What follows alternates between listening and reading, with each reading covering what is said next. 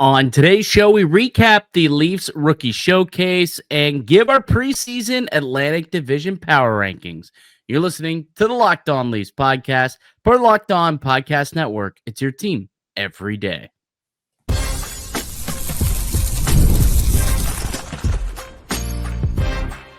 You're Locked On Maple Leafs, your daily podcast on the Toronto Maple Leafs. Part of the Locked On Podcast Network, your team every day.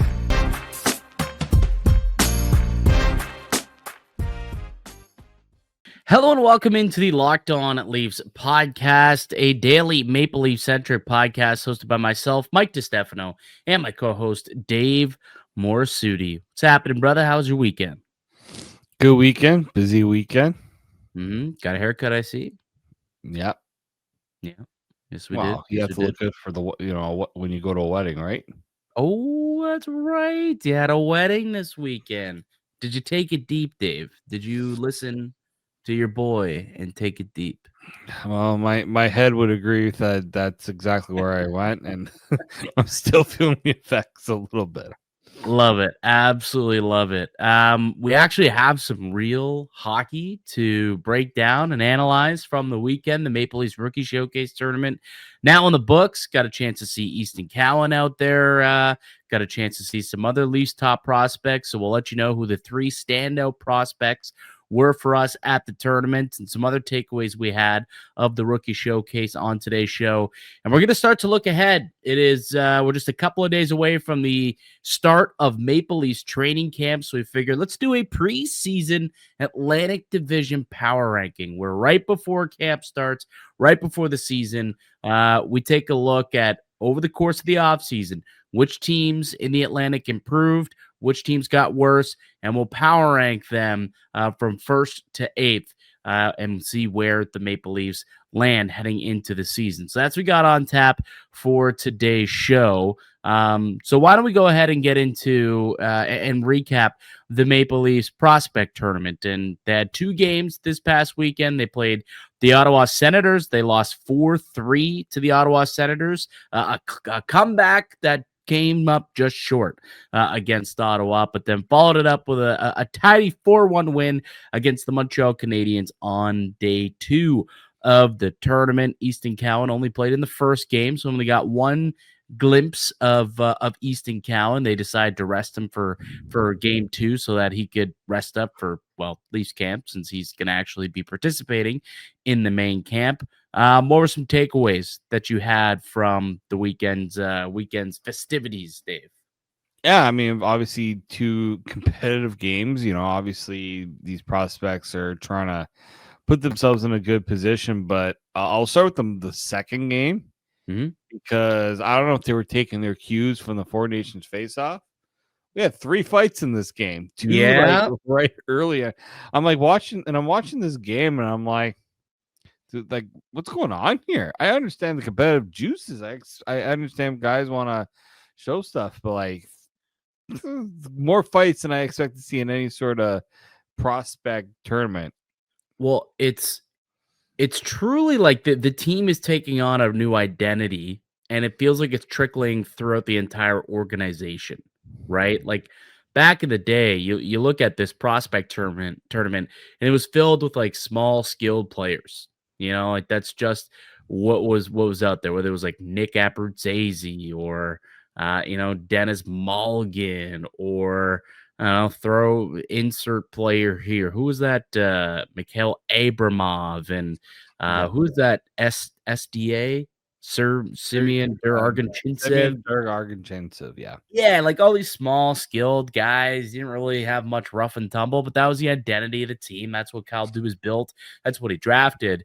It's completely different, right? It's a different feel, and it really does make you, understand how much of an identity that the organization is building into, the identity shift that's kind of happened over the last couple of years. And seems like these kids are willing to impress, because a lot of them realize they're not going to be top six NHLers, so they have to impress in other ways if they're going to go and be depth pieces for this Leafs over the next couple of years, and maybe be Marlies call-ups at some point over the next couple of years. And they're going to have to show a little bit of toughness, a little bit of rough and tumble. And now they don't have to go out there and be Ryan Reeves and drop the mitts every day.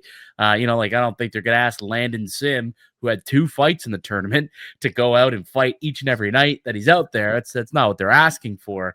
But I'm sure that they wanted to impress the coaching staff, impress the organization. Like, hey, if we get called up and we need to show a little bit of toughness in the bottom 6, we're ready. We're ready. And that was one big takeaway that I guess we could both say is it did seem like there was an identity being set early.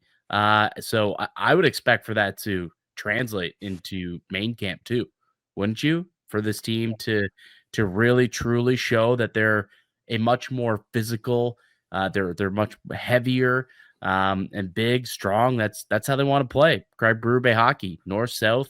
Craig Berube hockey. Oh, that's it, right? So, it's not. They're not asking for anything complicated. What they're looking for is competitiveness. They want to see these guys, especially the younger players. Because we talk so much about the veterans on this team, the stars on this team. The young prospects don't get enough talk because we just really haven't really seen their development path as much, right? And a lot of these guys are kind of new to the organization too. So I do like that you kind of see top to bottom that there is a path where you see where the Sleeves team wants these guys to focus their game on, right? That competitive spirit. Now there were some bumpy moments, like they were down 3-0 to Ottawa in the first game, and they had mounted a bit of a comeback there. So like there's a little bit of that where you don't have your best start, but I think that John Gruden said after the game, our best 15 minutes were the last 15 minutes. Yeah. Right. Stayed with it. Stuck with the game. Exactly. Right. So I think we're starting to see a little bit of, if you're not going to have your best stuff, you got to find a way to power through it. Yeah. Right. And I think also it really did look different than years past. And we kind of touched on it on Friday's show, how it wasn't as much of a skilled, star-studded lineup, right? Not a lot of top-end rookies who are going to fill the net, right? We were expecting it to be a bit of a different vibe, a different look, and it was, and that's kind of what we're talking about here. But, they did score 7 goals over the span of the 2 games, 3 to the loss to Ottawa, and obviously 4-goal output against Montreal. Let's do our 3 standout prospects, our 3 top players of the weekend. We'll do that next here in the Locked On Leafs podcast, part of the Locked On Podcast Network. It's your team every day. Today's episode of the Locked On Leafs podcast is brought to you by Indeed. You just realized your business needed to hire somebody yesterday. How can you find amazing candidates fast? Easy. Just use Indeed. When it comes to hiring, Indeed is all you need. Stop struggling to get your job posting on other sites. Indeed sponsored jobs put your post at the top of the page and help you reach the right candidates faster. Because honestly, each and every day you do not have that right person, it does set you back. And the pressure's on, and every day without the right person, you feel like it's just like yesterday. You need to find that person. So what do? You need to go to Indeed, get Indeed sponsored jobs. It comes in handy, and make sure your post is seen by the right candidates right now. You can speed up your hiring process with a $75 sponsored job credit. Just go to Indeed.com/lockedon right now and support our show by saying you heard about Indeed on this podcast. Terms and conditions apply. Hiring, Indeed is all you need. Welcome back into the Locked On Leafs podcast. Mike DiStefano, Dave Morassutti with you as we are each and every day, Monday through Friday. You can find the podcast free and available wherever you get a podcast, iTunes, Apple, Spotify, wherever you find your podcast at. You can also find the show on YouTube as well. Hit subscribe if you enjoy the content and if you want to be locked into what's happening with the Toronto Maple Leafs on a daily basis. Get your daily dose of Leafs content right here on the Locked On Leafs podcast. So the Maple Leafs rookie camp in the books. They went 1-1, lost to the Sens, beat the Montreal Canadiens. Who are 3 stars of the weekend, Dave? Who stood out to you? Who stood out to me? Well, I'll start with one player that I'll agree I haven't spent as much time watching just because I haven't really seen much of him in a blue and white uniform. Is Ben Danford. Yeah. He didn't obviously light up the score sheet, and we came to this week and say that's not what you're going to expect to see from Ben Danford. But the fit, this guy does not shy away from physical play. He took a huge hit. What does he do? He doesn't, he gets right up, doesn't even go looking for a stick, gets up, stays in the play, and he goes to find the guy. And he's like, if you're gonna hit me, you're gonna have to answer it. I like that about him, but I did see the smooth skating ability from him. He made a really nice breakout pass to set up a scoring chance with Easton Cowan. Like there, you could see where again talking about the development path. Big player, but there's the tools there. The skating is there. There's a bit of that desire to be more of an offensive contributor. I really liked what I saw from him. Yeah, no, I read some rave reviews about how steady he was for the Maple Leafs this weekend, and that's what you want, right? That's what you want from his game. Like you said, he's not necessarily, he's not going to be Kel McCarr, he's not going to be Lane Hudson, he's not going to be Morgan Riley. That's just not the player he is. But he can kind of do similar things to like a Chris Tanev, where he's defensively reliable, but he's got a decent first pass and he can get it out of the zone. So, he's improving on that. He's got the raw skills, and it's something that he will continue to do, this upcoming season in another year of development. He's not a guy I expect to make the Leafs team at a training camp. A good opportunity. He's going to be there at Leafs camp, but don't expect him to make the team. But certainly the best defenseman, I thought, for the Maple Leafs at the tournament, as you would expect. He is their top defensive prospect. Who's your second star, Dave? Second star, I'm going to go with Jacob Quillan. Yes. I really liked what I saw from him. Again, a guy who he dealt with some injuries last year. We saw him get a call up at one point. I think he got injured. He missed some time in the game that he got called up against Ottawa. The Leafs don't have a lot of centers. We talk so much about the center depth within the organization. I'd like to see him continue on that path to really try to hone in on his game at center. Yeah.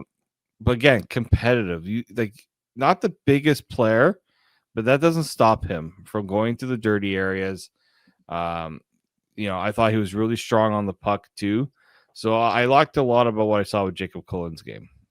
Yeah, I mean, with the Maple Leafs not re-signing Alex Steeves, he looks like a perfect fill-in for Alex Steeves. He can play top line minutes in the American Hockey League and be a call-up, right? And I don't know if it's because he also came from the collegiate route, why I have that kind of comp in my head, or not, but like he's a little older, 23 years old, 6 foot, 200 pounds. So it's not like he's incredibly small, left shot, can play center or wing.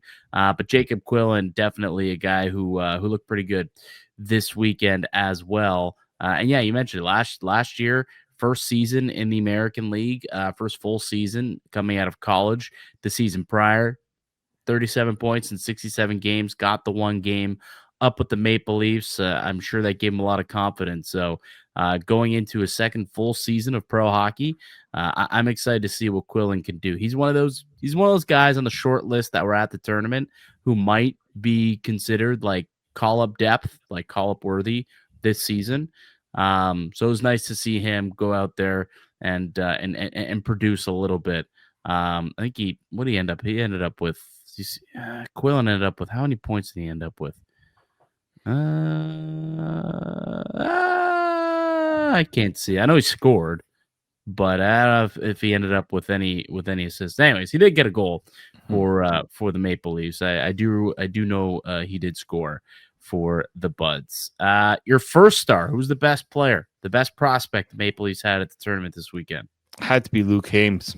Yep, absolutely. Another guy in the same kind of mold here, where it's come from college, and he'll have an opportunity to compete in camp for a depth role and be one of those first call-ups and be a star with the Marlies in the top 6.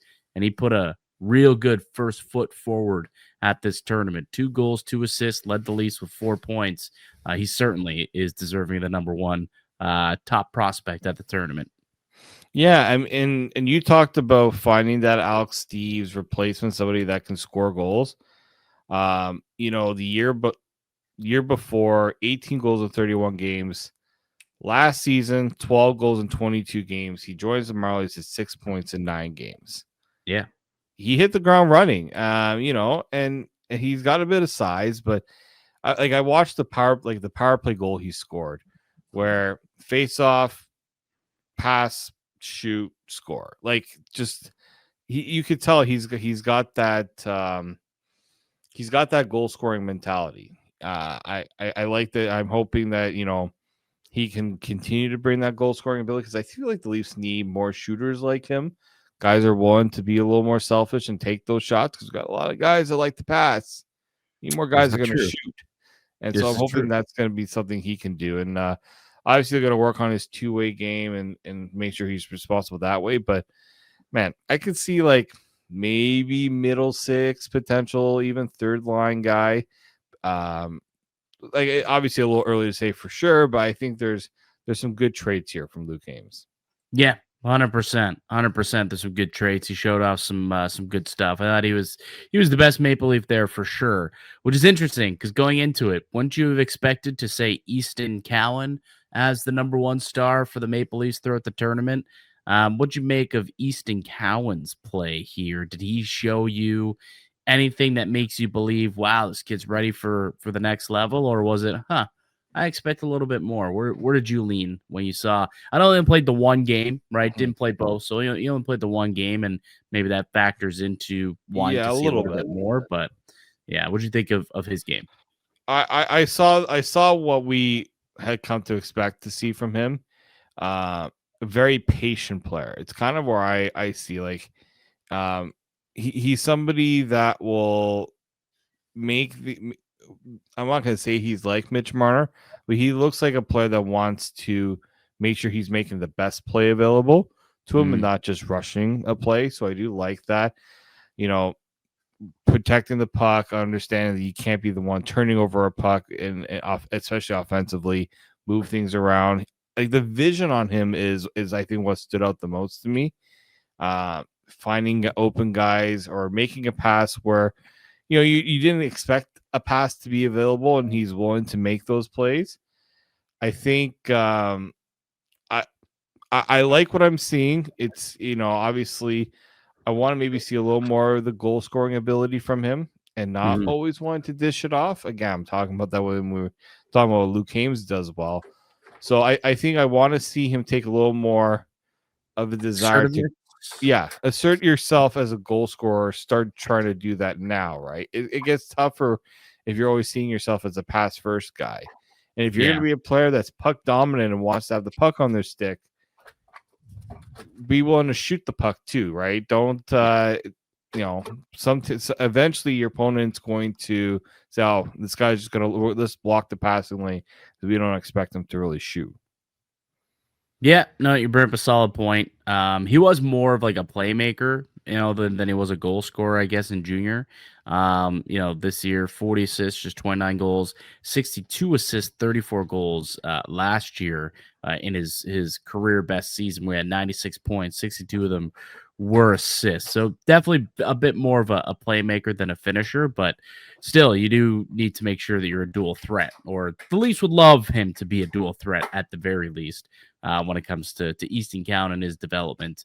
But yeah, he only got the one game. Bit of a shame. Would have loved to see him play another, but we'll get him into a couple of preseason games, I'm sure. I know they're going to want to get a good long look at him, give him an opportunity to play a couple of games. We'll see where they slot him in, who he gets to play with in the first couple of line rushes once camp starts in a couple of days.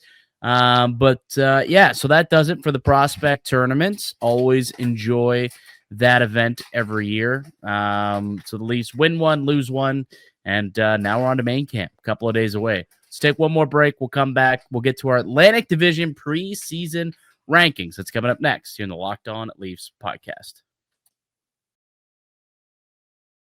Today's episode is brought to you by FanDuel. The NFL season is here, and NFL is making sure you're ready for kickoff with a can't-miss offer. Right now, new customers can bet just $5, and if your bet wins, you'll get $300 in bonus bets to use across the app. I love using FanDuel because it fits however I like to bet, whether I'm betting on player props, building a same-game parlay, futures bets, or jumping in as a live game bet. It makes every game more exciting, whether you're watching your favorite team or keeping an eye on your fantasy lineup. It's quick, it's easy, and the best way to add a little bit more energy to your Sundays. So you're ready to play? Download the FanDuel app today by visiting FanDuel.com to get started. That's FanDuel.com to place your first $5 bet. The Locked On Leafs podcast continues. Mike DiStefano, Dave Morassutti with you, as we are each and every weekday, Monday through Friday, free and available on the Locked On Leafs podcast. So, Dave, the Maple Leafs begin training camp in a couple of days officially. They'll be reporting, there'll be media days, they'll do weigh-ins and all that, and then they'll start with the on-ice sessions a little bit later on in the week. They're defending their crown. I know it's been a while since the Maple Leafs have played hockey or been on the ice, but they are the reigning Atlantic Division champions for the first time ever, actually, since it's been named the Atlantic Division. They had not won it since the rename, so they are the reigning champions, Dave. They finished in first with 108 points a season ago. Finishing second in the Atlantic last year was the Tampa Bay Lightning with 102 points. The Panthers had 98. They were third, followed by the Sens and the Canadians, and then the Wings, the Sabres, and the Bruins. Last place in the Atlantic Division last year, just 76 points. Man, what a pitiful year it was for Boston. Wasn't it great? Wasn't it fantastic to see them finally? Like, people talk about the demise of the Bruins for so bad for them. Like, the pity. Yeah. Okay, pal. Yeah. So, what are the odds that the Maple Leafs can repeat as division champions? That's the question I have for you. Now we're going to power rank the Maple Leafs. We're going to power rank the entire division here, I suppose. So we will get to it. We'll get to where you have Toronto slotted. But I'm curious. We haven't told each other our lists or the power ranking of where we believe teams are going to finish. So I'm curious to see where you're going to be at. But let's start from the bottom and work our way up to the top. Who do you have as go 8 through 5 quick? Go through kind of your bottom 4 teams of the division, and then we can get to the top 4 after. Yeah, so it's not going to be much of a change from what we saw at the end of the year, but I got Boston, Buffalo, Detroit, Montreal. Then okay. You stop there. Okay. Stop there. We'll get to the top 4 afterward. So you got so say it again really quickly. So got 8, got Boston, 7, okay. We got Buffalo, 6, we got Detroit, and then 5, we got Montreal. So you have it finishing up the exact same rankings as a season ago. I got a little different. I think Buffalo, I mean, I don't know what the hell's going on in Buffalo. It seems like no one wants to play there. I feel like they're going to have to trade away, 4 or 5 more guys at some point. Like, Bowen Byram's probably going to get dealt, maybe even Alex Tuck. Does someone entice them to move Tage Thompson if they're going to rebuild 3.0? I don't know, but I don't like what's going on in Buffalo, which sucks because I was actually, I thought Buffalo was on the right path, and I'm out on them now. I'm out on them. They didn't figure out the goaltending, whether it's Ukko-Pekka Luukkonen or it's Devin Levi. They just don't have a goalie. So for me, I got them finishing in 8th place and bottoming out. I think that they're going to be heavy sellers at the deadline and not win a whole lot of games in the final 2 months of the season. So I got them at 8th. I have the Detroit Red Wings coming in at 7th. I'm not a big fan of the Red Wings either. It's just a team. I don't know what they are. I don't know what their identity is. I don't know what the Yzer plan is. They just continue to go out, and it's almost like they're playing a video game where, they don't care about chemistry. They don't care about building an identity. They're just signing random players in free agency on like the NHL video game and just putting together a team of like vets that it doesn't work. I don't know what the Wings are, and I don't think John Gibson is necessarily going to make them a contender either. So I got the Detroit Red Wings finishing at 7. I think the Bruins were awful a year ago. I don't think they're going to be as bad. They had some injuries. I think if that blue line can stay healthy, Jeremy Swayman bounces back, I think they'll be good enough to finish 6th in the division. I still don't see them as a playoff team. They'll still be very low. I mean, they're not going to be even close to, getting into the playoffs. But I got them at 6, and then I have Ottawa actually at number 5. Ooh. Yeah, I got the Ottawa Senators at number 5 here on my ranking. So we're a little different. I got Buffalo, Detroit, Boston, then Ottawa. So we got a little bit of a different ranking to this point. So go ahead, give me your next team. You said you had Ottawa at 4. Ottawa at 4. Okay, I got Montreal at 4. So why Ottawa over Montreal for you? I like Ottawa's goaltending better. Montreal. Well, yeah, I guess. Yeah, Linus Ullmark is a better goalie. Yeah, I take Linus Ullmark over Montembeault and Dobes. I like Montreal's. Oh, I like Montreal's 4 group way more though. For me, I think I think there's like similarities in terms of the skill. Demidov is going to be a big boost for them. I think Demidov, Caulfield, Suzuki. Demidov had a big highlight in that rookie showcase where he absolutely destroyed somebody's ankles on. I think it was Ottawa or Winnipeg. Can't remember, but I do see where Montreal's improving. The Dobson trade was big for them, absolutely, but yeah, you got Lane Hudson, Noah Dobson on the back end. Like, it's gonna help. But the goaltending. They just got to the playoffs with that goaltending. I don't know if I see unless Montembeault finally shows why he was invited to the Olympics.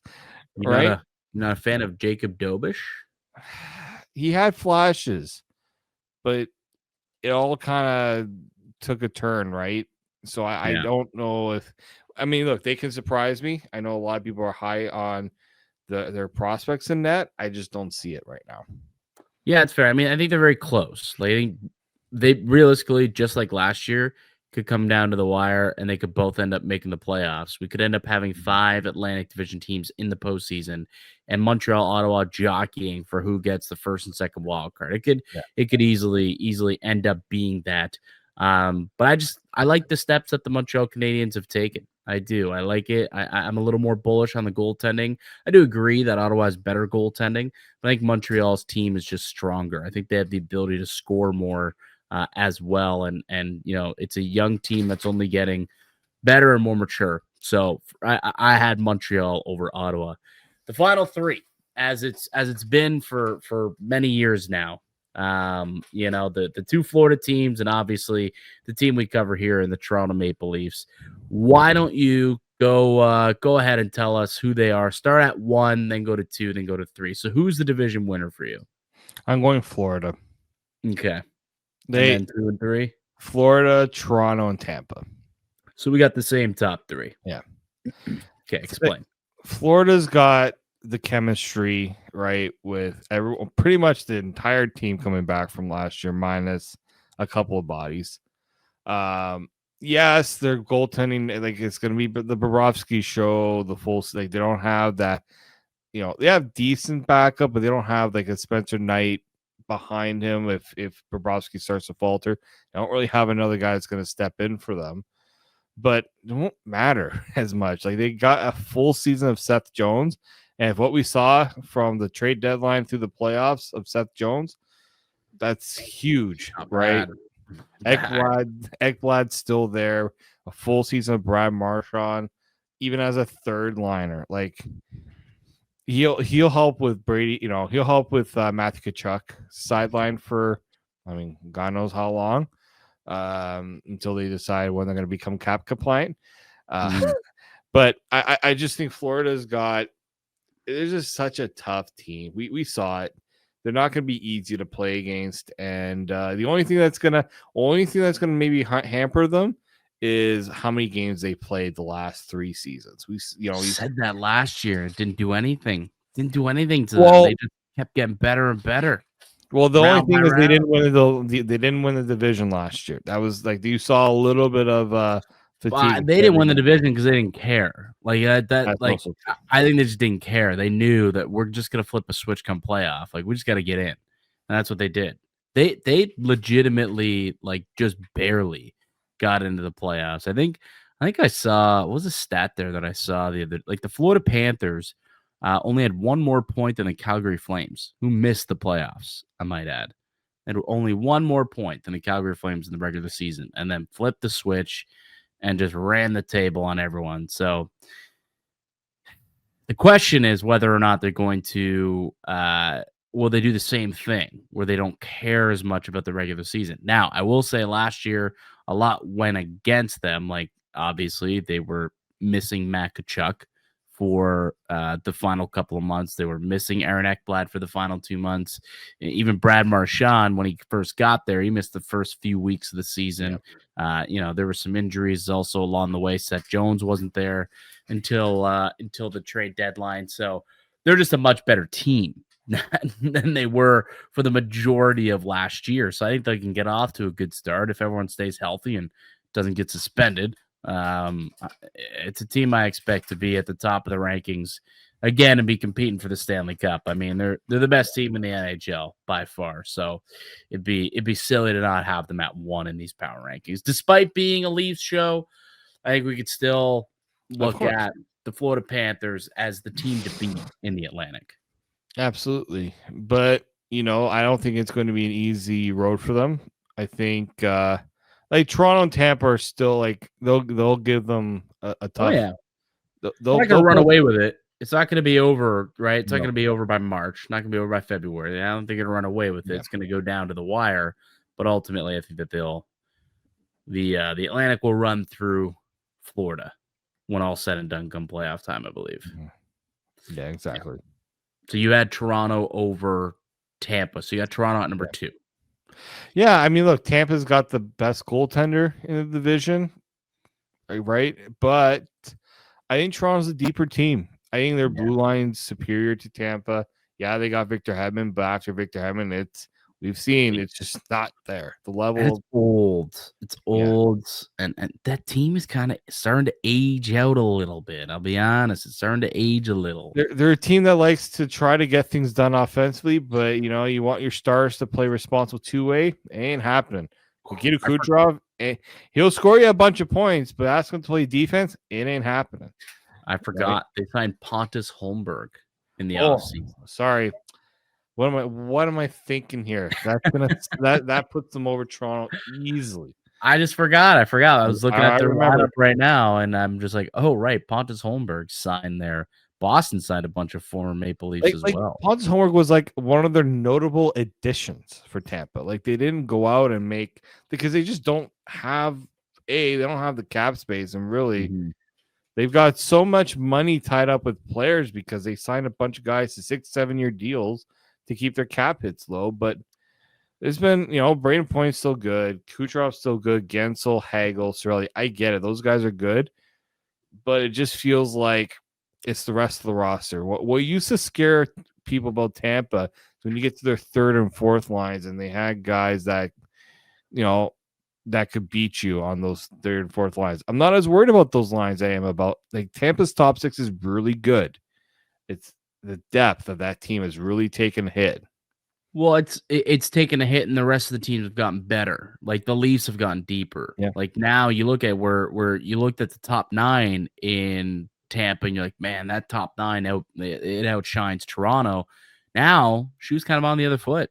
The top 9 in Toronto outshines them. You look at Toronto's fourth line. What I'm projecting the fourth line to look like is probably going to be Lorentz, Lawton, and Calle Yarncroc. I'll take that over Pontus Holmberg, Yanni Gordon, Mitchell Chaffee all day long. Absolutely. So, really, you look at the whole line, like run all 4 lines. I think Toronto's got them beat pretty much on each and every line. And then you mentioned you like them defensively. All right, they've got the goaltender who's who can steal games for you for sure, and Andrei Vasilevsky. But the way that Stolarz outplayed Vasilevsky last year. Like he had better numbers than Vasilevsky did last year. Or you just throw in Joseph Woll, and he always finds a way to beat Tampa as well. Like exactly. Exactly. So yeah, I like Toronto to best Tampa. I think Toronto's a better team than the Tampa Bay Lightning. So if you're the Maple Leafs, you're looking at one team and one team only. When you're thinking of who might dethrone you as Atlantic Division champions, and happens to be the 2-time Stanley Cup champions, back-to-back Stanley Cup champion, Florida Panthers, Three-time gone to the finals, 3-time Eastern Conference champion. Yes, correct. So it's a tough mountain to climb if you're the Maple Leafs. But I like what they did over the offseason. We'll see how it looks without Mitch Marner, obviously. But they got deeper, and I think that's going to work out well for the team. I really, really do. So that's how we got it stacked up. My ranking at the Panthers winning the division, followed by Toronto with the number 2 hole, then Tampa, then Montreal, then Ottawa, then the Bruins at 6, Detroit at 7. I got the Buffalo Sabres at 8, which means I have a first round matchup of Toronto, Tampa once again. So do I. Yep. We got Florida, Toronto, Tampa. I've got Ottawa after Tampa, unlike you. Then I have Montreal. I have Detroit. I have Buffalo, and then Boston. Yeah. All right. There it is. Those are the power rankings. Let us know your power rankings of the Atlantic Division in the comment section down below. Would love to hear from you guys to see who you think will win the Atlantic this season, or where Toronto specifically will place within the division. It's training camp week, folks, so we got a bunch of stuff to get into. We got camp battles about to get underway, so we'll have those discussions over the next couple of days. We got our preseason or season over-under show coming up over the next week or so. Lots of stuff to get into, and then, hey, games start this weekend too. Preseason, NHL preseason hockey starting up this weekend. So lots of stuff to get into. So make sure you're subscribed to the Locked On Leafs podcast wherever you get a podcast. That'll do it for us here today on the show, though. I'd like to thank you all for listening and supporting the show. Remember to subscribe and you'll get Leafs content daily. Follow myself on Twitter at Mickey_Canuck. Follow Dave at D_Morassutti. Follow the show as well at Locked On Leafs. We'll be back with another episode for you guys tomorrow. Until then, keep it locked right here on Locked On Leafs.